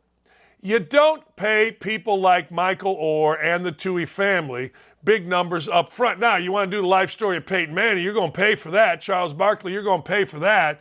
But the Oher or someone like that, you're not giving them anything up front. You're not even giving them much of a percentage of the movie. What you're doing is you're saying, look, we're willing to make this movie. We got financing. And once in a great while, it becomes The Blind Side. So these producers are like, yo, Toohey's didn't get that much, or got the same. Go away is what they're saying. It's totally false what Michael Oher is saying, and I'm not surprised. Why? Because the man is trying to sell a book. If I ever write a book, my life's not that interesting, but if I do, guess what I'm going to do? I'm going to try to sell the book. I don't know what to tell you. Clay's got like the number 1 bestseller in the country, Clay Travis, and he's going all across the country to do what? Ucha capesta. He's trying to sell a book. Is that so hard? I think he's a shakedown artist. I think this is all a shakedown. But there's always 2 sides. And there's always a backstory. I'm not exonerating the Tooheys at all. I'm not. Now, maybe I'm wrong. Maybe this is, me being wrong. It would be a first. But there's always a backstory. And Oher is filing this lawsuit for a reason. Look, I love this. I will not stop talking about this. When you are a city and you are Chicago and your crime rate is through the roof, are you going to blame it on what? You're going to blame it on the white guy. You're going to blame it on police, right? You're not going to blame it on the drug dealer that gets an Uzi and starts shooting up his own neighborhood. You're not going to blame the 14-year-old that thinks it's cool to go carjack in River North. You're not going to blame the gang of kids that chased my stepson Jared's buddy Zach down the street that is not next to Rush. It's parallel to Rush, Bellevue. You're not going to blame the African-American kids that chased this guy. You're certainly not going to hear it. They punched him. He got away, ran, went into the Thompson Hotel. You're not going to blame it. You're going to do what this guy, the mayor, does, and you're going to blame the car company or somebody else. Now, this guy here, Brandon Johnson, who is a complete clown, beautiful for him that he got elected, but this clown is suing Kia and Hyundai for their cars not being safe enough in Chicago. Hey, maybe he's right. And Hyundai, being stupid, says, "Oh, well, we're doing better." No, you just say, look, how about you start having a prosecutor and a mayor's office and a police department that gets supported by said prosecutor and by the mayor? How about you have some consequences? How about you put bad guys in jail? I don't know. That seems to be reasonable. But I guess, of course, it's not. Of course, it has got to be Whitey's fault. And, of course, it has got to be the police's fault. And now it's the car dealer. Not the deadbeat dad that didn't show up and want to know where his 14-year-old kid is. Not the mom who most cases, though, mothers are great. Yeah, I'm not going to lie to you on that. I'm not going into moms. Mom's busted. But at some point, you got to get a little birth control and not have a bunch of kids if you can't be a dad to them. Like, look, there's ways for dads to have birth control. What do you cool kids call it? Strap up. But we got so many clowns, men, having babies in Chicago and then not supporting them. We got 14, 13, 12-year-olds even, 10-year-olds even with guns. And we got the drug dealer running the streets shooting up people. Hey, look, those are just the facts. Them the berries, baby. Luis Robichaux. I just laugh. I do. I just get a kick out of everything. I do. Look, you can say stock down. You can say stock down on Luis Robichaux. I say bad mistake. Look, in this day and age, this guy who is the head of the Spanish Federation got so excited that Spain won the Women's World Cup, he put a big smacker, yeah, he did, right on the lips of Hermosa, Jennifer Hermoso. And now, Jennifer Hermoso, because, well, this is what you got to do, you feel violated. If I had a nickel for every woman that grabbed my arm when I was single and took a little peek at my package or gave me a kiss on the cheek, seriously, when I was single, if I wanted to sue, I'd be a bazillionaire. Hey, look, life happens sometimes. I'm not saying what the guy did was right. I'm also not saying what the guy did was horrific. Guarantee you people got around old Jennifer Hermosa and said, that was unwarranted. That was assault. So now this guy's got a problem.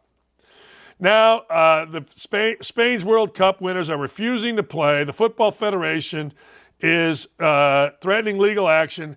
And to Robichaux's credit, and this is why I'm not going stock down with him, to his credit, he's fighting back. Look, he shouldn't have done what he did. It's stupid. I don't know what makes you think you're going to kiss some random woman on the lips. Look, if you're hanging out and you take a swing, you take a swing. But hey, after this, I don't know. It seems weird to me. Look, if you and some woman are having a great time, and this happened to me, a woman reached over and give me a kiss, and I'm like, hey, look, I'm good. I didn't think it was assault. I think it was, hey, look, it's like when you're in 6th grade and you're at the movies, or 8th grade at the movies, and you put your arm around. You take a swing. But that swing by Robichaux was stupid. I mean, stupid, but I'll give him this. Man, it was kind of in the moment, wasn't it? I mean, it was kind of like how hard these folks worked, including him, to get Spain to beat the United States, to win the World Cup, and made a mistake. We'll be right back. Come on. GOP presidential candidate Vivek Ramaswamy thinks that all voters should be able to pass a civics test, so I'm here on Broadway to see how we're doing. Can you name 3 cabinet positions? Oh, Secretary of State. Yep. Secretary of Labor. Yep. And we'll go the Secretary of Education. Correct. What is the capital of Tennessee? That one. I have no idea. Tallahassee. No, that's Florida. That's Florida. Tennessee. Yeah. No. Do you know the capital of Tennessee? What the hell? These people don't even like me. All right, I'll give you a hint. You're standing in it. It's Nashville, guys! How many years do we elect a senator for? 4. 6. What about a congressman? That's 4. 2. It's just a trick question, so. Before he was president, Eisenhower was a general in what war? World War II. He commanded Operation Overlord and D-Day invasion. Correct. When was the Constitution written? 1865. Before that. 1854. Before that. 1818. Before that. 1777. After that. 1789. Before that? 1784. After that? 1785. After that? 1786. After that? 1777. After that? You were so close. 1778. No. Kanye West, Kanye 2024, big time. I wrote him in West Virginia, put him on the ballot. Oh, say, can you see by the dawn's early light? So proudly we hail. So.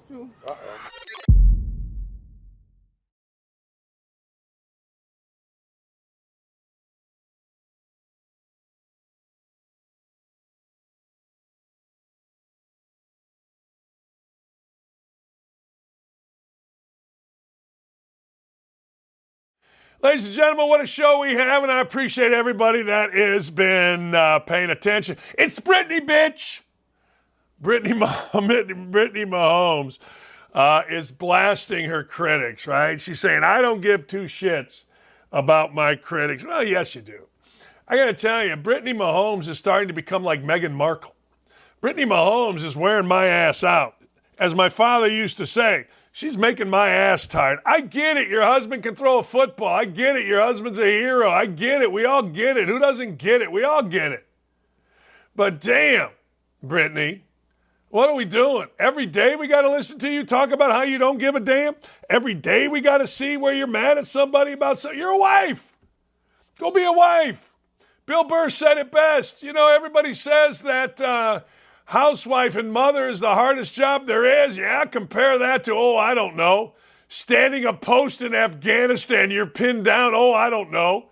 Being on one of those ships that catches all these fish. But hey, you can do it in your pajamas. Your husband's a bazillionaire, and you're entitled. What do you want to say? You've got more money trying to make you look good than any other woman in America, but you're mad when everybody doesn't kiss your ass. Get over your entitlement. Stop it, stupid. Just stop it. You're giving me a headache, and I don't want you to give me a headache. I want to like you. All right, you're on red carpets. You're showing your ass. You know, whatever. Cares. And you give a damn big time about people's opinions. You do. You do. You care a lot. And I got to tell you, that's just the way it goes. I used to care, yes, but not anymore. I could give two blanks about people's opinion on me that don't know me. Yeah, okay. Look, I get it. We all get it. You know, he's the new guy. You know, the guy in the right's an idiot, Jackson. The whole family cares. The whole family, except for Patrick Mahomes, is ate up with fame. The guy throws a football, so we're supposed to care about his every word. We're supposed to care about his whole family. Yeah, I just don't. Hey, this is interesting. Ohtani and the Angels are a little bit at odds here. They don't need to be at odds here. The GM of the Angels says that Ohtani turned down an MRI weeks before he tore his ulnar, UCL nerve. That's interesting to me.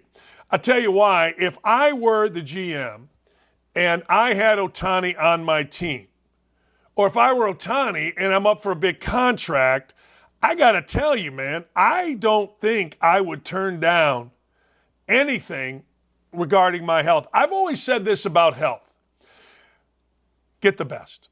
Just get the best. That's it. Get the best. So get the best, have the most, do whatever. Period. Like I have a friend who had a liver transplant, Ron Hecklinski, great dude, fantastic coach and a good friend. He tried desperately to get a hold of Walter Payton when he was looking for a liver transplant because he told me point blank, best liver transplant place in America is the University of Kentucky. Ron was a big name in Indiana, still is. And the University of Indiana Medical, they got mad because he was going to Kentucky. He's like, look, you go with the best, period. You don't mess around. You don't mess around. It's that simple. Period. So, Ohtani, you're stupid. You're stupid. Hey, John Stockton, he of the short shorts. And if Michael Jordan wasn't around, Karl Malone and he might be the best duo in the history of basketball. They might have won a bunch of titles, but you know what? He was around. Now, people are mad at John Stockton, of course, because John Stockton said, yeah, screw the COVID vaccine, screw all that stuff. So everybody's mad at him, right? The Spun, USA Today. So he's going to get painted in a bad light. He says it would be maddening to be LeBron James' teammate. I don't know what it's like to sit in that front office and have things dictated to you like a plan. It appears that LeBron is. All right? I don't know for sure that he is, but it sure appears so. I think it would be maddening as a teammate to know that you can be expendable for one of his guys that he thinks he needs to play with. The iffiness it causes with the team, the iffiness that it causes upstairs, I don't like it, and I'm not a fan of it. Of course, LeBron then gets, defended by some little writer. He says, well, LeBron isn't the only NBA star. Yeah, okay. Yeah, who gives a crap? And, of course, they all talk about the player empowerment movement. The player empowerment. Yeah, my ass. Player empowerment. You know what? They shouldn't shut up and play. They should talk about social issues. But I don't want to hear about their empowerment to run a franchise. Yeah, I don't want to hear about that at all. No. Not even a little bit. Not even a guy as smart as LeBron. And make no mistake, LeBron is smart. Now, he tries to hide it by being an idiot. And no, that's not fair. LeBron is not an idiot. LeBron is very smart. Now, I'm going to read one page of a book and that kind of stuff. I get it. You're trying. You go. But you know what? If you give LeBron that power, I cannot be mad at LeBron for using that power. You want a team? Don't give him that power. I don't know. Maybe I'm wrong, but don't give him that power.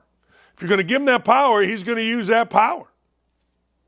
We talked about Robichaux suspended for 90 days. And I got to tell you, just don't kiss people. Kiss your wife. Kiss your girlfriend. Ask, hey, can I kiss you? Here's what it is. All right, this is weird. Now, I was in Chicago at Guaranteed Rate Field last Wednesday. And it was hot as hell. And I got to tell you, everybody there was awesome. There weren't very many people in the stands. It was 102 degrees is one thing that I saw. We were lucky. I was paying off something for our golf outing. And Benetti and the ticket guy did a great job of letting us there was a section where you had seats outside, but you can come in to this hallway, and there were concession stands, and it was kind of a club area, but not really. It wasn't that fancy. But I got to tell you this. We didn't have any shootings. Now, you got to understand, Comiskey, a.k.a. Guaranteed Rate Field's on the south side of Chicago. It's in the neighborhood. They took the Robert Taylor homes away across the street. We used to park over there and then walk across 35th.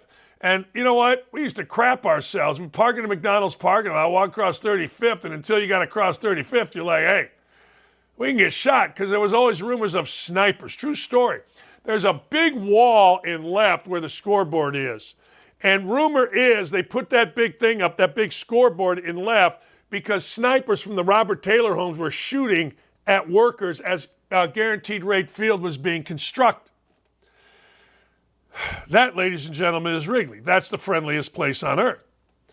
But at Guaranteed Rate Field, they were supposed to have a rap concert. No offense, but these things don't really happen at Christian rock concerts, do they? I don't know. But apparently the rap concert was canceled, technical difficulties, so some fellas or ladies commenced to shooting. Am I surprised? Absolutely not. Are you surprised? Absolutely not. There is nothing we're surprised about when it comes to Chicago and guns. It's just the way of the world. So you got a couple people that actually got shot. I believe one died. How about that? How do you get a gun inside a ballpark? How do you do it? Like, when we went there, they had metal detectors. I had a fake hip. I forgot to tell the guy, so the metal detector went off. How does a fake hip go off and a strap with one in the hole, two in the hole, because two people got shot? How do they not find that through a metal detector? How do they not do it? I don't understand. But it is what it is. All right. College football was back, baby. That's right. And I won me a cool $100. Only made one bet. I didn't like what was going on with USC and San Jose. I got a friend, I think he's the offensive coordinator now. Hecklinski's his last name, actually, at San Diego State. And I'm not betting against Brady Hoke. Brady Hoke's a damn good coach. So anyway, I wasn't betting against Brady Hoke. I wasn't getting involved in that game. I like one game. That's my new strategy. I'm going to find, it may be 10 games a weekend. But I got to tell you, college football is back, and Notre Dame looked very good. But in my opinion, the news of the weekend in college football was not Notre Dame. It was not Navy. It was anything but Arizona State. Arizona State, a place where nobody's cared about football ever. They hired Herm Edwards. He of all energy. Oh, yeah, go fight, win, Herm. And everybody said, oh, he's an inspiration.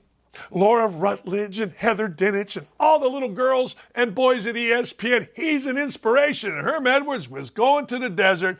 He and the AD were going to build something special. Well, it didn't work out. They stunk. They lost to Eastern Michigan, and the new AD, fired him as he was walking off the field. Well, Herm Edwards, ladies and gentlemen, also cheated. He cheated to the point where his own school said, hey, I know you players are here, but we don't care. 20 of them are left over from Herm Edwards. Because this guy was such a cheat and a bad one, bad because he got caught, number one. If you're a good cheat, you don't get caught. And bad because, number two, well, frankly, your team had a losing record. Your team stunk. So if you're going to cheat, I've always said this, if you're going to cheat, go big. If you're going to cheat, win big. If you're going to cheat or rob a bank, rob it for $1 bazillion. But Herm Edwards can talk. And he's all enthusiastic. And he looks you in the eye. And he's got Hermisms. He's known for his motivational speeches and sound bites given at press conference. Yeah, okay. Herm Edwards went 26-20. That's it. Now you got to understand, you play crap teams for half the season. So he goes 26-20, 17-14 in the league, and they fire him because he stunk, because he was cheating. So you got a bowl ban, an NCAA investigation. But what happens to Herm? Well, ESPN says, come on back, Herm. Come on back. We got to have you back, Herm. And tell us about integrity, Herm. Talk to us about character. Give us those great motivational bullshit speeches that you give us, Herm. Let us know. Laura Rutledge, Molly McGrath, Pete Thamel, Michael Eaves, Booger McFarland, all you guys, tell us how inspirational this cheat is. Let us know how this cheat, this man who couldn't coach wild turkeys and take a dump and cheated, is inspirational. I gotta be Herm. I gotta talk like this. You play to win the game. Does that make me an icon? You're a fraud, Herm. And just another example of ESPN pandering, of ESPN being ridiculous. And guess what, ladies and gentlemen? The Monday Countdown Show now has Booger McFarland, who's been awful. I mean, he was given the best job at ESPN, lasted a year. Herm Edwards, who was a cheat and a bad coach, and Michael Eaves, who said Sage Steele isn't black enough. Boom. That's their Monday Night Countdown. And we'll all I won't tune in, but you all will tune in because, well, you know, it's Monday Night Football. We'll watch two dogs play if it says Monday Night Football. All right, last thing before I get to Woke-A-Dope. I don't give a damn what any media guy tells you. Swamp Kings is excellent if you're a coach. If I were coaching right now, I would put Swamp Kings, or if I had a son, I'd put Swamp Kings on a video loop. Like I got a little TV over there. It's mounted on a wall behind a bar. I would put Swamp Kings on a virtual loop if my son was down here working out, like say he's in high school. And the loop wouldn't be the whole thing. Like, you know, I don't care how many guys got arrested. I used to. Doesn't matter. Doesn't matter. Urban Meyer was brought there to win. And he did. And he did big. And he did unprecedented. He won 2 times.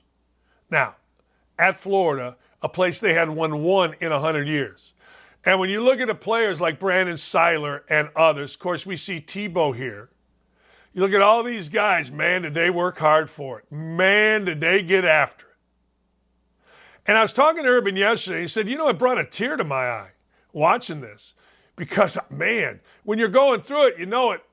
But then you really watch it and you really know it. And I'll tell you something else that struck me about Swamp Kings. This was Urban's first or second year, whatever it was, second year. They didn't have the greatest facilities. I remember going there and they were building. There was a big reconstruction and their weight room and their facilities weren't great. It wasn't great. It was okay. It was good. Not great. In fact, it wasn't even okay or good. But these guys didn't care. So you can get mad all you'd like about Urban, I guess, I don't know why, having players arrested. Why don't you get mad at their moms and dads? Why don't you get mad at their brothers and sisters? Why don't you get mad at their high school coach? I mean, by the time they came to Urban, hey, pretty much who they are. Well, Urban recruited him. Yeah, he did. And you know what the goal was? Win national championships. You know what Urban did? Won national championships. Period. That's it. Now, Florida people are still mad at Urban because the program's been a mess since he left. Hey, that's all right. In fact, I almost got in a fight, literally, a fist fight, walking off the floor at Wisconsin. Florida was playing at Wisconsin in basketball. I was broadcasting the game. I'm minding my own business. I'm going to the car because I got a long drive home. A couple boosters came up to me and said, "Hey, Dan, we really like your broadcast." I said, "Thanks. But your friendship with that traitor sucks." And I go, what are you talking about? And they mentioned Urban. I go, and I got hot. You mother blankers, just kiss his ass when he won, and now he left. Your program sucks. No, he left, blah, blah, blah, blah. And I'm like, shut up. You hired him to win. He won big. You guys are such pains in the ass that next thing you know, you're mad that he left, and you're taking it out on him. And I almost fought the guy. Two guys, actually. Because I just had enough. Sometimes you just have enough. Now, I haven't been in a fight in a long time, and Lee laughs at me when I tell these kind of stories, but had she been there, she probably would have said, "Hey, Dan, you should have dropped his ass." She probably would have. But anyway, I don't know.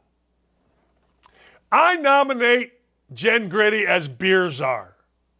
If I go to the Ohio State-Indiana game this weekend, Jen Gritty, you got to come over to our tailgate, and we may crown you. I may bring, where's my crown? It's over there. I may bring my crown and crown you as beer czar.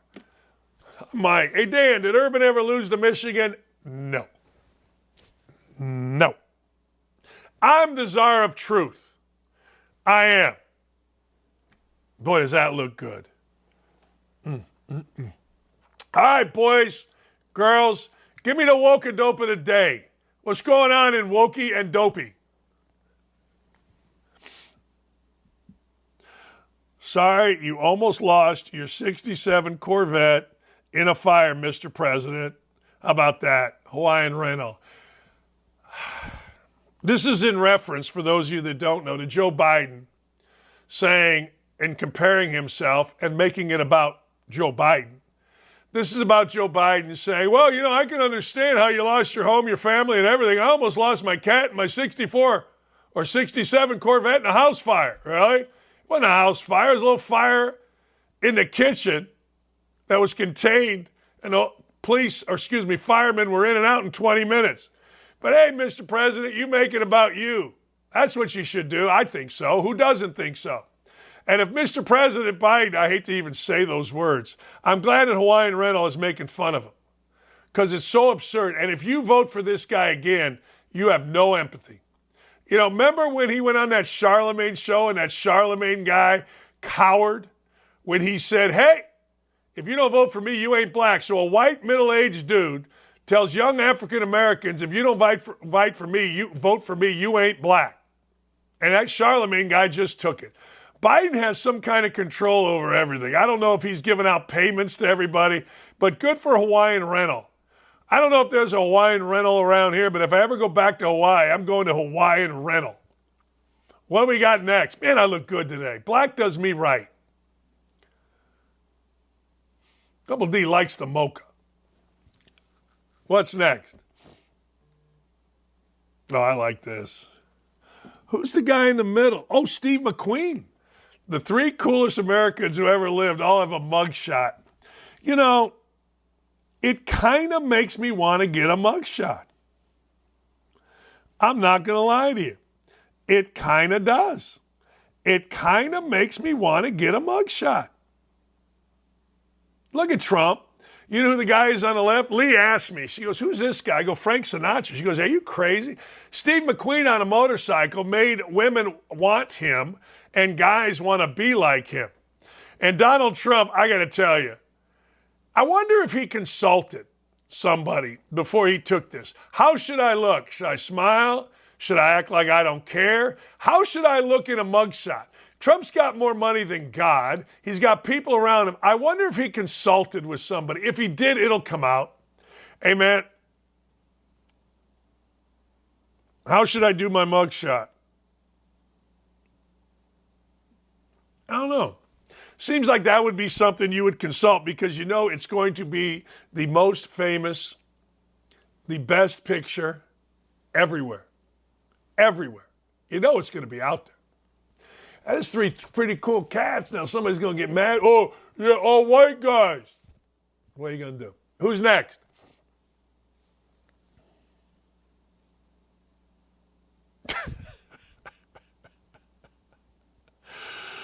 Oh, man. Is that an axe to the head?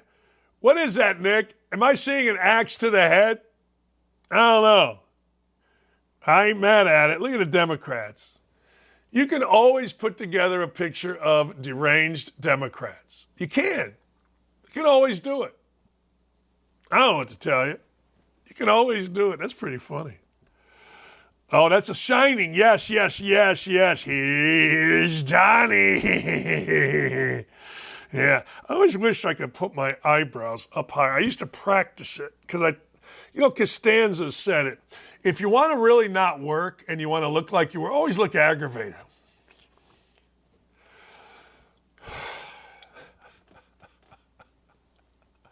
Here's Donnie. That's pretty good. That's really good. Oh, man. What a day. What a day. There's the Shining picture. Yeah. Yeah. Nicholson.